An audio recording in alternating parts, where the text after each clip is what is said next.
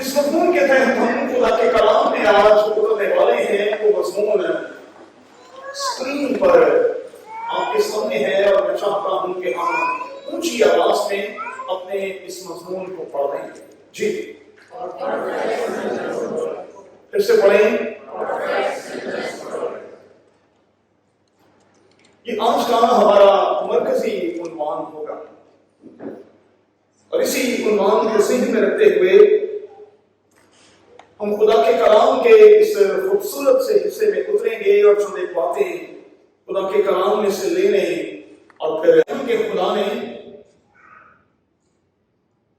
Bible مقدس کے پہلے پڑھنے پر یہ دکھایا ہے کہ اس نے کس طرح سے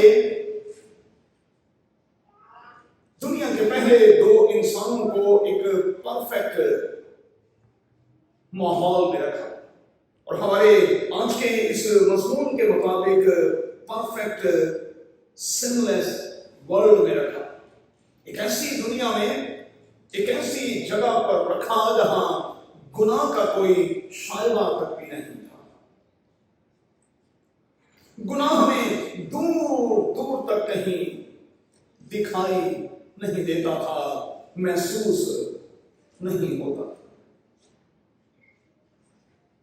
اب لکھا ہے کہ آدم اور اس کی بیوی دونوں ننگے تھے، اگرچہ کہ وہ بے پردہ تھے لیکن وہ شرماتے نہ تھے.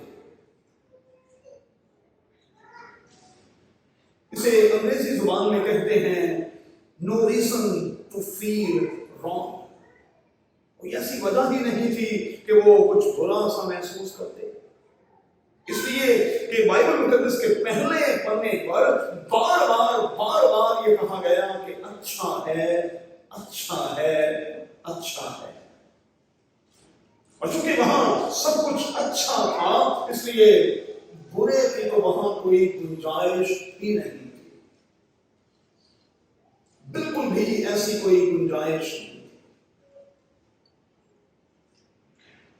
اب دو باتیں بائبل کے علماء ان کی بے پردہ ہونے کے حوالے سے ہمیشہ بیان کرتے ہیں. ایک اسکول آف تھاٹ تو یہ ہے کہ چونکہ خدا نے انہیں اپنی جلال میں، اپنے حالے میں رکھا ہوا تھا، اس لیے وہ کسی طرح کی شرمندگی یا شرم کے نیچے نہیں.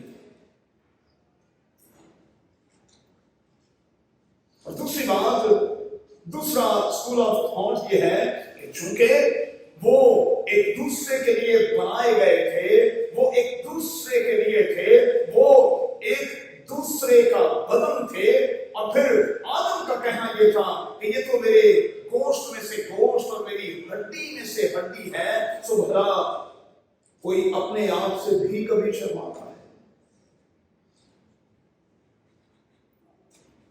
بے پردہ ہونے کے باوجود ان میں کسی طرح کی کوئی شرم یا شرمندگی کیوں نہیں تھی؟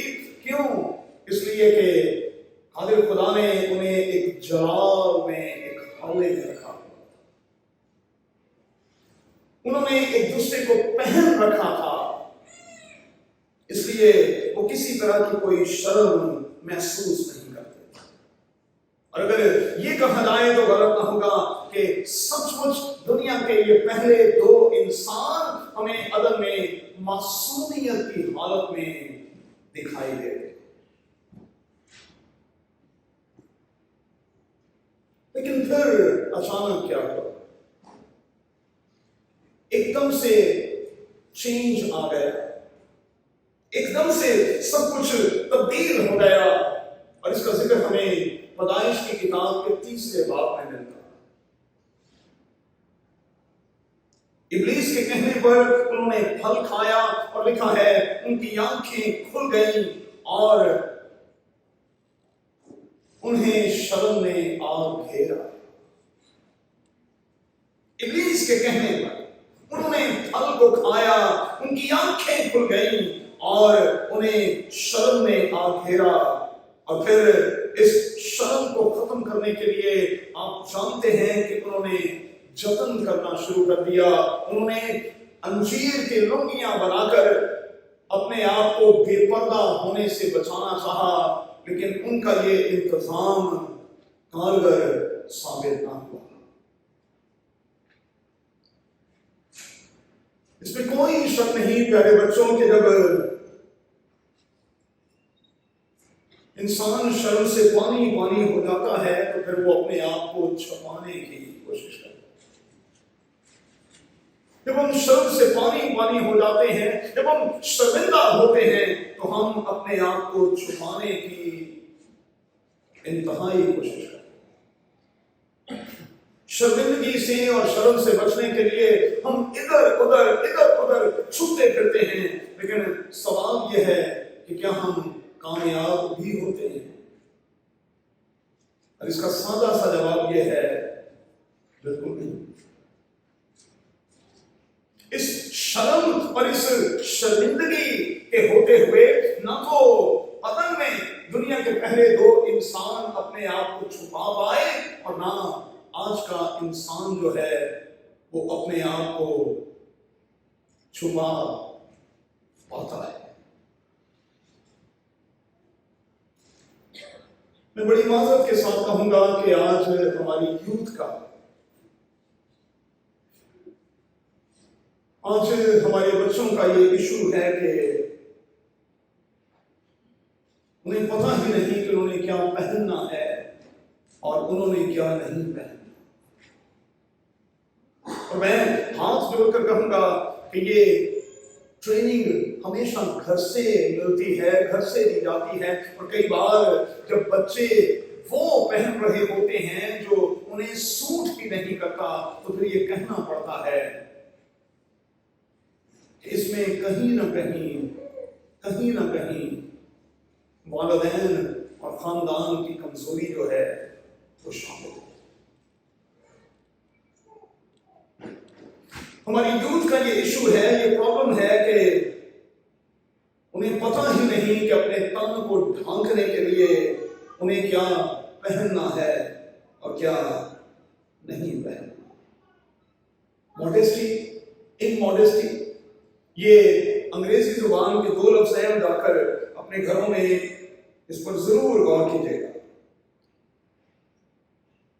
اسٹینڈرڈ کیا ہے بائبل کا؟ پہلے تیموتھیوس کے دوسرے باب کے نامی آیت میں لکھا ہے کہ ہم حیادار لباس کے ساتھ، شرم اور پرہیزگاری کے ساتھ اپنے آپ کو سنواریں۔ لفظوں پر غور کریں، ایک سٹینڈرڈ دے دیا گیا ہے، ہمارا پہناوا کیسا ہونا چاہیے، لکھا ہے حیادار لباس۔ ہمارا لباس جو ہے وہ حیادار ہونا چاہیے، شرم، اور لکھا ہے پرہیزگاری کے ساتھ ہمیں اپنے آپ کو سنوارنا ہے،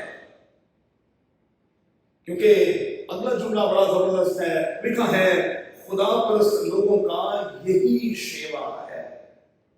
جو خدا پرست لوگ ہیں ان کا یہی شیوا ہے کہ وہ اپنے آپ کو حیادار لباس کے ساتھ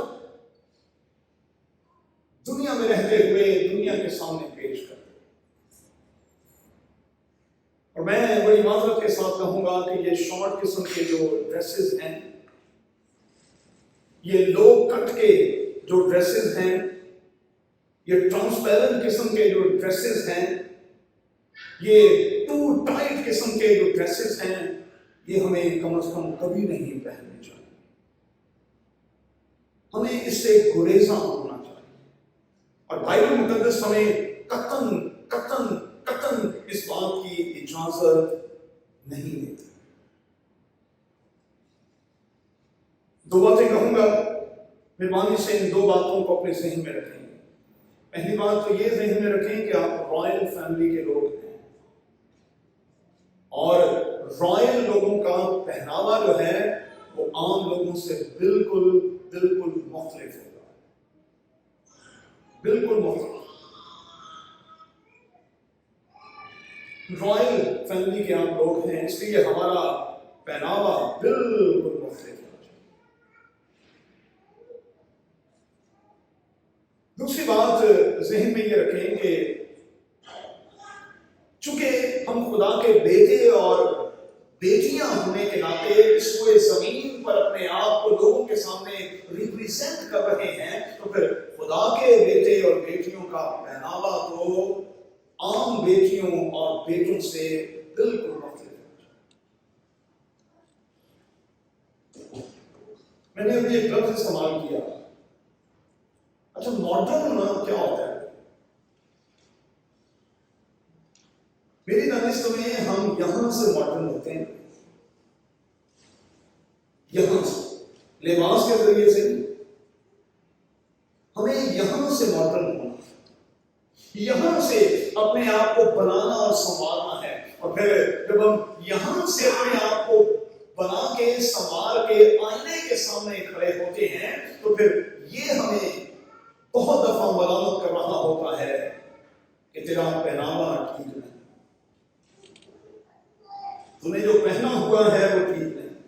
اچھا پہننا چاہیے، خوب اچھا پہننا چاہیے، اور میں کہوں گا کہ دو شوق تو بڑے اچھے شوق ہیں، کھانے پینے کا شوق اور پہننے کا شوق بہت اچھا ہے، لیکن اس میں احتیاط احتیاط احتیاط بہت۔ ہم ڈریسز پہنے بھائی اچھا پہنے، لیکن دکھاوے کے طور پر نہیں، اور پیچھے سینس یہ نہ ہو کہ look at me اور یہ آسان ہوں گے ہے اور خدا نہ جیسا ہوں گے، اگر تو یہ سینس ہے تو پھر یہ بہت بڑی سینس ہے۔ میں نے آپ کو ایک ایگزامپل دی تھی، مسکت سینٹر پر جب میں تھا تو وہاں ایک بیٹا بڑی اچھی جاب اس کی آئل فیلڈ میں کام کرتا تھا، خدا نے بڑا بیسٹ کیا ہوا تھا، ہر طرح سے بہت ساؤنڈ تھے۔ میں اور نازیہ ان کے گھر پہ وزٹ کرنے کے لیے گئے اور اس نے بڑی اچھی شرٹ پہنی ہوئی تھی، تو میری عادت ہے کہ میں اکثر آپ میں سے بہت سے بچوں کی تعریف بھی کرتا ہوں، کہتا ہوں کہ آج آپ نے شرٹ بڑی اچھی پہنی ہے، آپ نے کلر بڑا اچھا پہنا ہے، آپ کی جیکٹ بڑی اچھی، آپ کے شوز بڑے اچھے، تعریف کرنی چاہیے، کرنی چاہیے۔ میں نے اس کی تعریف کی، اس نے کہا انکل جی میں آج آپ کو ایک خاص بات بتائیں۔ میں نے کہا کیا؟ کہنے لگا ایک تو یہ بات کہ میں ہمیشہ کسی بھی کپڑے کا آغاز خدا کے گھر سے کرتا ہوں،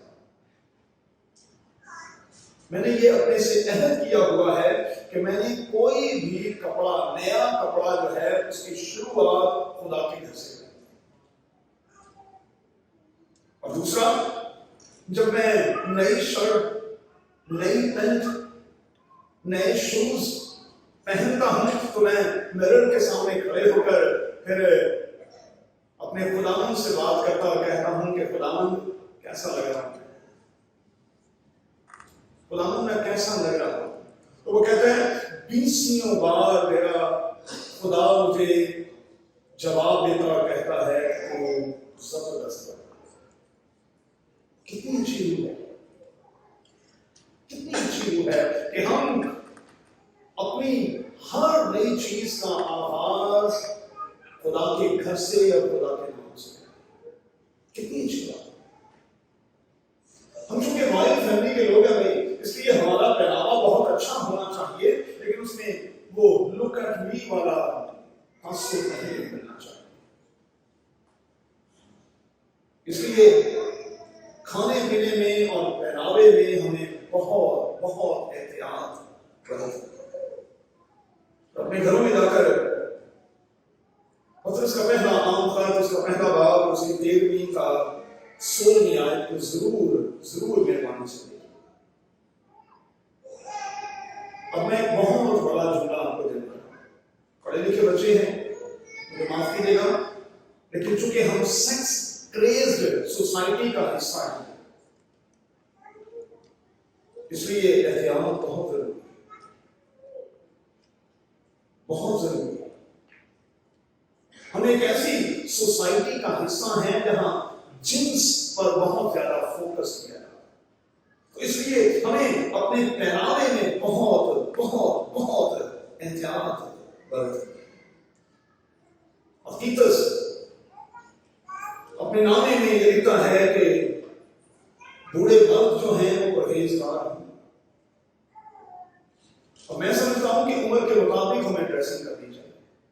مجھے اکثر لوگ کچھ کپڑے گفٹ کرتے رہتے ہیں اور اتنے گفٹ کرتے ہیں کہ آپ یقین مانیں میں خدا کے آٹو پر کہا میرا خیال ہے کہ 20 سے 25 شرٹس اس وقت میرے بیگ میں موجود ہوں گی جو میں نے ابھی تک پہنی ہوئی، میں نے وہ کھول ہی نہیں پایا، لیکن ان میں سے بہت سے ایسے کلرز ہیں جو میں نہیں پہن سکتا بطور پاسبان کے، مجھے نہیں پہننے۔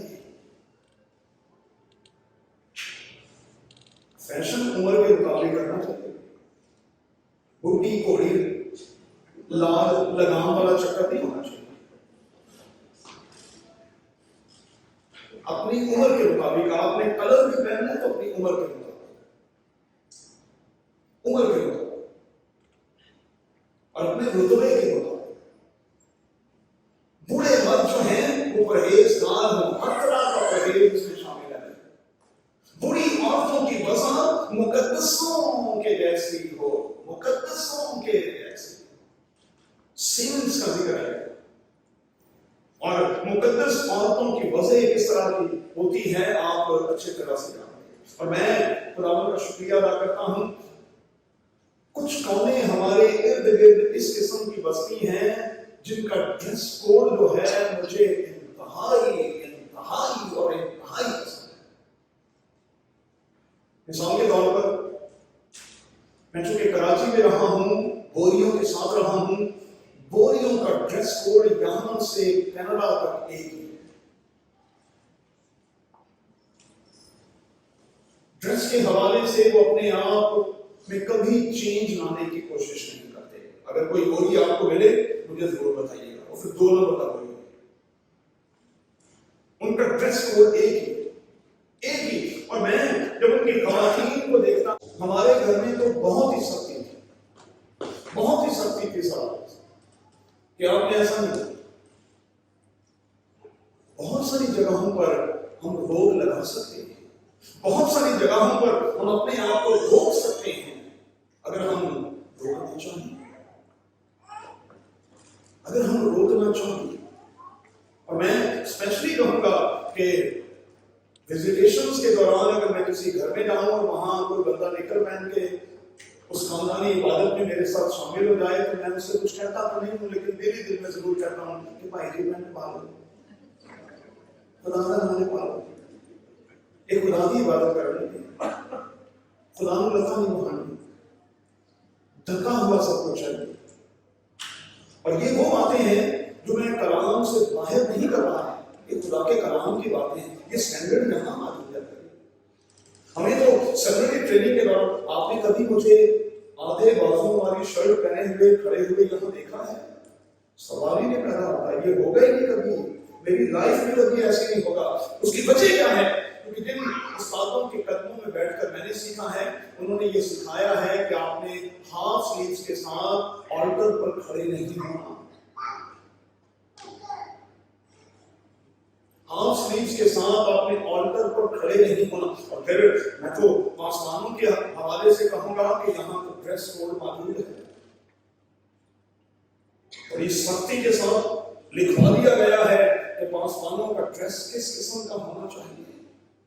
جب وہ ہیکل میں انٹر ہوتے ہیں تو پھر ان کا ڈریس کس قسم کا ہونا چاہیے۔ سب کچھ شائستگی کے ساتھ ہو تو بڑا اچھا ہے، لیکن جہاں ہم غیر شائستہ ہو جاتے ہیں تو پھر وہاں انگلیاں ہوتی ہیں۔